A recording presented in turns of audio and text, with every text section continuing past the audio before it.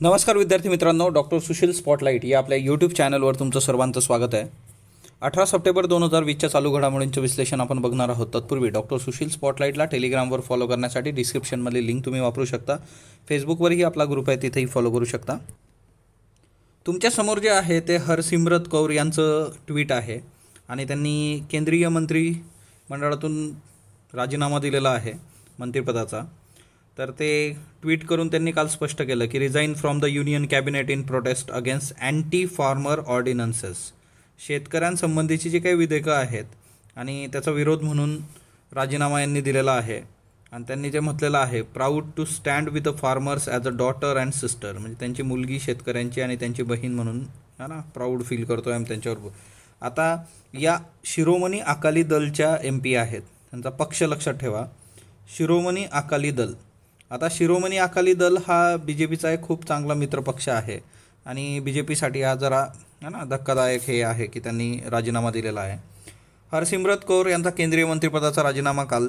आता कृषी विषयक 3 विधेयकं आहेत, त्याचा निषेध म्हणून यांनी दिलेला आहे. अशी कुठली विधेयकं आहे ती बघा, कारण ही आपल्यासाठी जास्त महत्त्वाची आहे. कृषी क्षेत्र खुले करणारी शेतकरी उत्पादने, व्यापार व वाणिज्य, प्रोत्साहन व सुविधा, हे एक विधेयक आहे. शेतकरी हक्क आणि सुरक्षा किंमत हमी, कृषी सेवा करार आणि अत्यावश्यक वस्तू दुरुस्ती.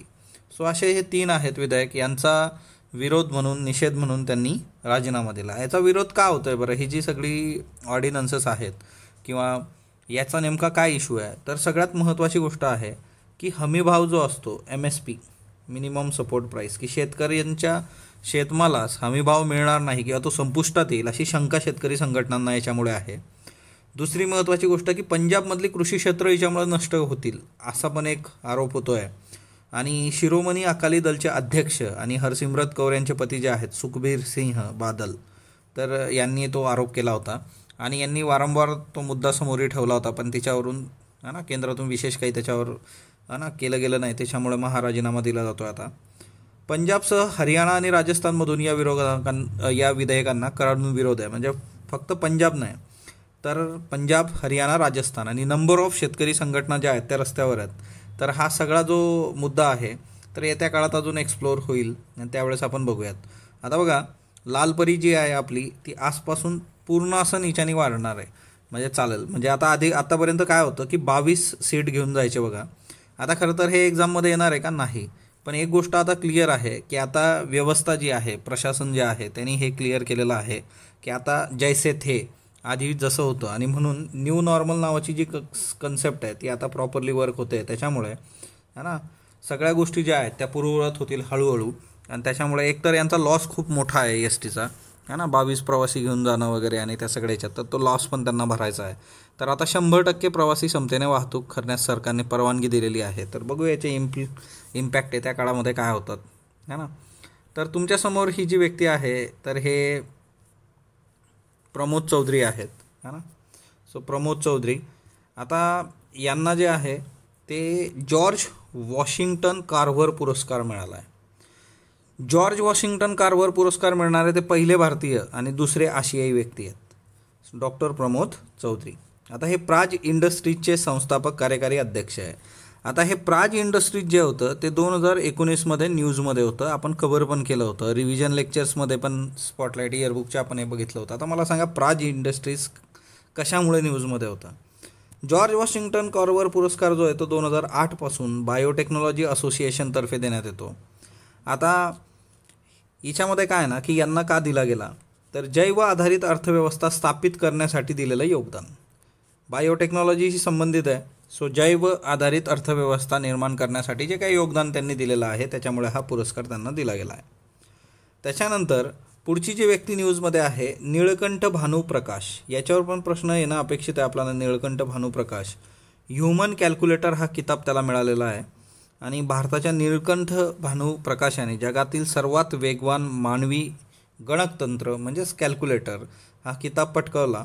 आणि लंडन येथे झालेल्या मेंटल स्पोर्ट्स ऑलिम्पियाडमध्ये त्याने हे सुवर्णपदक पटकावलेलं आहे. सो सप्टेंबर 2020 मधली ही बाब आहे. आणि एकंदरीतच गणिताच्या बाबतीत शकुंतला देवी यांच्यावर नुकताच मूवी येऊन गेलेला आहे. वयाच्या 20व्या वर्षी हा पुरस्कार त्यांनी पटकावलेला आहे. गेल्या 23 वर्षात असा मान मिळवणारा तो पहिला भारतीय आहे ओके, तर हाही एक खूप महत्त्वाचा मुद्दा आहे की गेले 23 वर्ष है ना, गणिताचा गुणाकार असेल, भागाकार असेल, यासारख्या गणिती प्रक्रियांमध्ये स्कॉट प्लॅन्सबर्ग आणि शकुंतला देवी यांनी अनेक विक्रम केलेले आहेत. शकुंतला देवी यांच्यावर शकुंतला देवी हा चित्रपट पण बनलेला आहे. त्याच्यानंतर एक्सप्लोरिंग इन्फिनिटीज नावाची कंपनी या प्रकाशने सुरू केलेली आहे. याच्यामध्ये काय होतं की गणिताचे धडे देऊन मुलांची आकलन शक्ती वाढवण्यावर भर दिला जातो. सो एक्सप्लोरिंग इन्फिनिटीज ही त्याची कंपनी आहे, तर तीही एक लक्षात ठेवा. त्याच्यानंतर हा निळकंठ भानुप्रकाश तुमच्या समोर आहे ना, at the age of 20 years. Okay, so ती एक बाब लक्षात घ्या. त्याच्यानंतर संरक्षण दलातील 19,000 जणांना करोना संसर्ग झालेला आहे आणि 35 जणांचा करोनाने मृत्यू आणि सर्वाधिक रुग्ण जे आहेत ते भूदलामध्ये आहेत. म्हणजे कोविड-19ने प्रत्येक क्षेत्रामध्ये आपला पाय रोवला आहे आणि याच्याकरता आपल्याला आपल्या हातात एकच आहे की prevention is better than cure, म्हणून आपण जेवढी काळजी घेऊ तेवढं हे फार गरजेचं आहे. कारण आता एक मेंटॅलिटी आहे की या सगळ्या गोष्टी आता नॉर्मलसारखंच लोक हिंडतायत फिरतायत. आता मुंबईमध्ये कालपासून संचारबंदी रात्रीची लागू झालेली आहे ना. ह्या सगळ्या गोष्टींचा विचार करता एकंदरीत एकच बाब महत्त्वाची ठरते, ती म्हणजे काय ना की याचा अनुभव ज्यांनी घेतला आहे त्याच्यासाठी हे भयानक आहे. ज्याचा अनुभव नाही घेतला आहे त्या लोकांना असं वाटतं की हे निवांत आहे, काही नाही बाबा. तर प्रत्येकाने काळजी घ्या आपल्या एक्झाम्स आणि त्या सगळ्या गोष्टींचा विचार करता. देशात 382 डॉक्टरांचा कोरोनाने मृत्यू झालेला आहे. महाराष्ट्रातल्या 36 डॉक्टरांचा याच्यात समावेश आहे. आता याच्यावर पण केंद्रावर टीका होते, केंद्राकडे आकडेवारी नाही यांच्यासंबंधी. याच्यावर लेखच लिहिलेला आहे आजचा है ना लोकसत्तानी. तर आकडेवारी म्हणजे एकीकडं तुमच्याकडे मजुरांची आकडेवारी नाही आणि एकीकडं जी लोक तुम्ही करोना योद्धा वगैरे म्हटला होता ना, पण जर है ना हे नुसतं काय झालं, हे बोलाची बात आणि बोलाचा कडी तसं झालं आहे करोना योद्धा वगैरे. वास्तव काय आहे तर आकडेवारी नाही आहे केंद्र सरकारकडे, तिच्यावरून पण इश्यू होतो आहे. सो 382 डॉक्टरांचा करोनाने मृत्यू है ना, तर तो एक महत्त्वाचा मुद्दा आहे. त्याच्यानंतर राजस्थानमधली जी बायोडायव्हर्सिटी प्रोटेक्ट करायची आहे त्याच्याकरता आपल्याला मॅक्झिमम वेटलँड जे आहेत तर त्या शोधून त्या अजून रिस्टोर कराव्यात, अशा संबंधीचा एक तिथला मुद्दा होता. त्याच्यानंतर कुठलेही वेस्ट तिच्यामध्ये टाकता कामा नये वेटलँड्समध्ये. आणि इथं सांबर लेक जे आहे त्याचा उल्लेख आहे. आता सांबर लेक जे आहे तर सांबर लेक कुठं आहे, राजस्थानमधलं सांबर लेकचं जर तुम्ही वैशिष्ट्य बघितलं तर जवळपास या सांबर लेकचा विचार जर केला तर हे largest inline saline water body आहे. ओके, भारताची India's largest saline water body, saline inland okay water body. तर ते एक लक्षात ठेवा हा ना, खारे पाणी.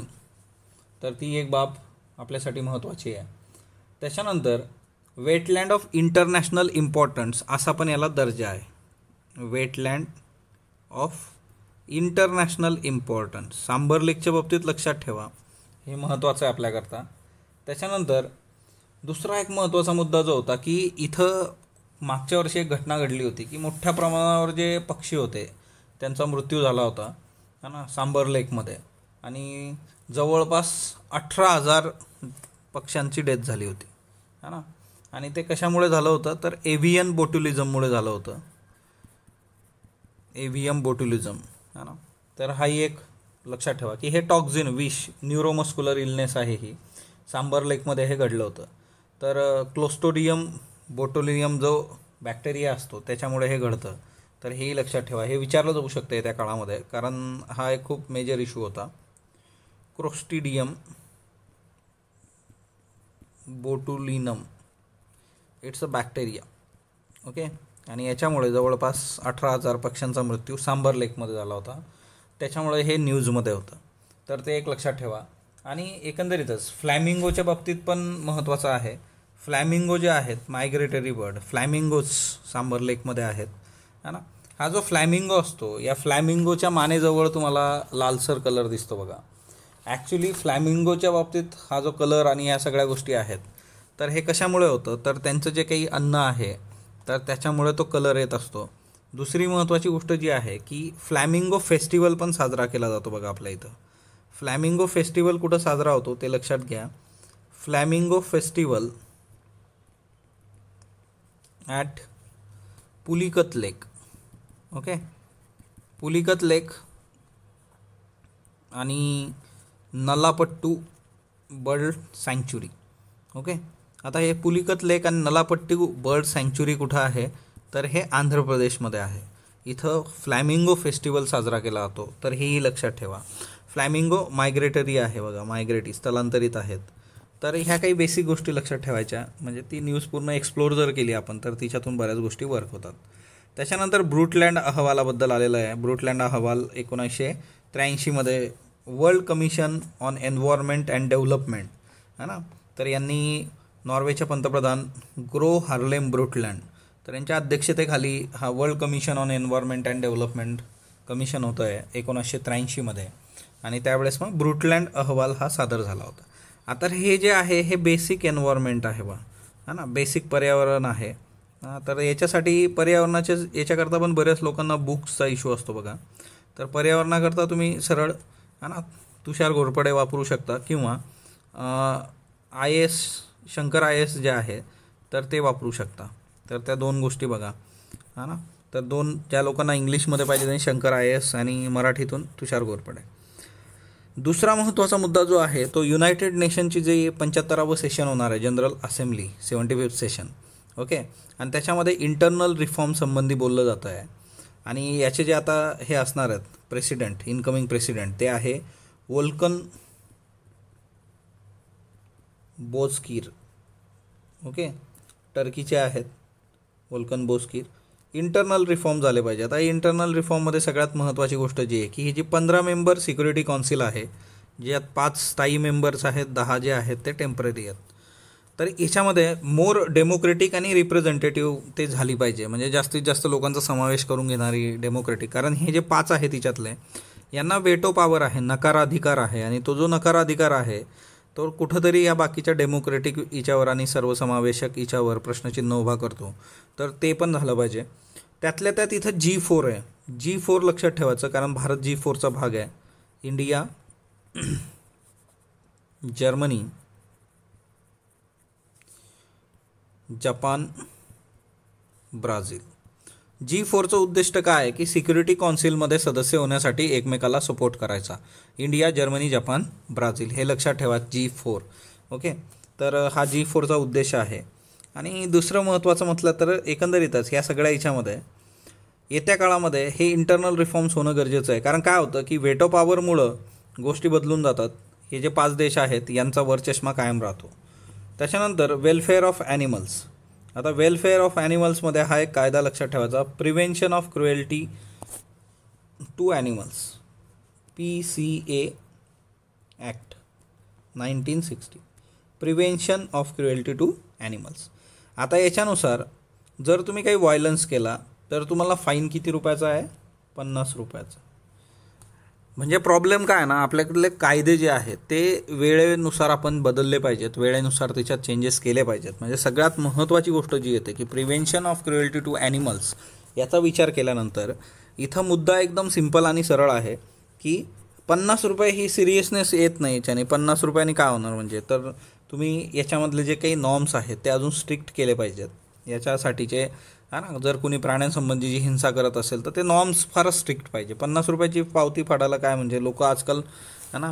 त्याच्यानंतर पेटा जे आहे ते एक लक्षात ठेवा, people for ethical treatment of animals, है ना. पेटा एक महत्त्वाचा, कारण पेटाचा रोल कशात महत्त्वाचा होता, तर जे बुलक कार्ट म्हणजे हे महाराष्ट्राच्या बाबतीत बुलक कार्ट रेस आहे, है ना.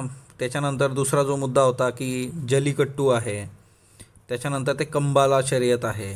म्हणजे हे सगळं जे आहे याच्यावर बंदी आणावी यासंबंधीचे पेटिशन्स फाईल करणारे जे महत्त्वाची संस्था आहे पेटा, है ना, नॉन गव्हर्नमेंटल संस्था आहे, आंतरराष्ट्रीय स्तरावर काम करते, people for ethical treatment of animals. आणि दुसरी महत्त्वाची गोष्ट भारताच्या बाबतीत लक्षात ठेवा, हा जगातला पहिला देश आहे ज्यांनी animal welfare board of India स्थापन केलेलं आहे. आणि ते या कायद्यानुसारच आहे, है ना, PCA ॲक्टनुसार. Animal welfare board of India स्थापन करणारा भारत जगातला पहिला देश आहे, हेही लक्षात ठेवा. त्याच्यानंतर अमेरिका जी आहे तर ती आपल्याबरोबर बेका करार जो आहे तो लवकरच करण्याचा विचारात आहे. 2+2 डायलॉग जो होणार आहे अमेरिकेबरोबरचा, तिच्यामध्ये बेका करारावर स्वाक्षरी होऊ शकते. आता अमेरिकेचे टोटल 4 फाउंडेशनल ॲग्रीमेंट असतात बघा, 4 फाउंडेशनल ॲग्रीमेंट किंवा करार्स असतात. तिच्यातला हा बेका आहे जो आपण साईन केलेला नाही अजून, त्याच्यावर चर्चा चालू होती. आता बेका काय आहे तर basic exchange cooperation agreement for geospatial cooperation है ना. याचा जर फुल फॉर्म तुम्ही बघितला तर basic exchange cooperation agreement for geospatial cooperation BECA. आता 2+2 सेपरेट व्हिडिओ ऑलरेडी आपला आहे. 2+2चा विचार केला तर याच्यामध्ये डिफेन्स मिनिस्ट्री ॲज वेल ॲज एक्सटर्नल अफेअर मिनिस्ट्री, ह्या 2 मिनिस्ट्री असतात बघा. आता याच्यामध्ये 2+2 डायलॉग आपले कोणाबरोबर आहे, US आहे, जपान आहे, ऑस्ट्रेलिया आहे, तर ते लक्षात ठेवा.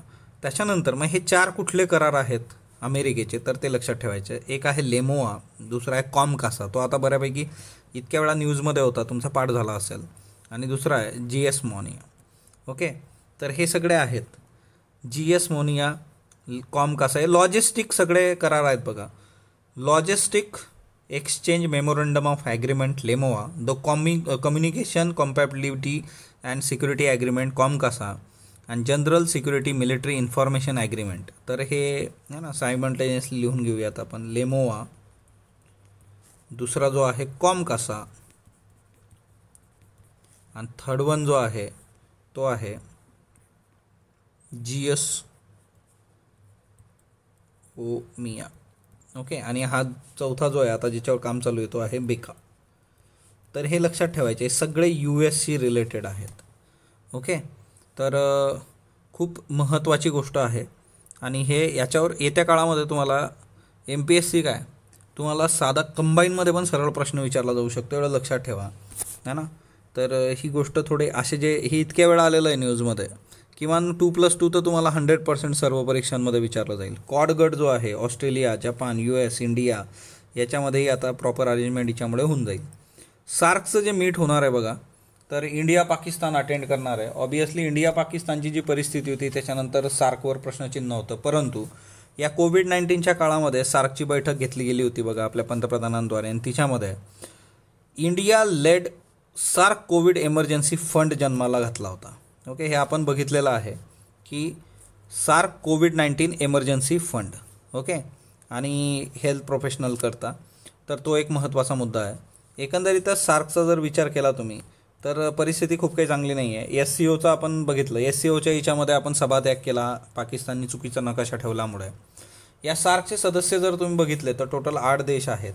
मग याच्यामध्ये नेपाळ आहे, भूटान आहे, त्याच्यानंतर इंडिया, त्याच्यानंतर मालदीव्स, ओके, म्यानमार तिकडे येतो बिमस्टेकच्या याच्यामध्ये, त्याच्यानंतर अफगाणिस्तान आहे, त्याच्यानंतर बांगलादेश आहे, पाकिस्तान आहे, आणि श्रीलंका आहे.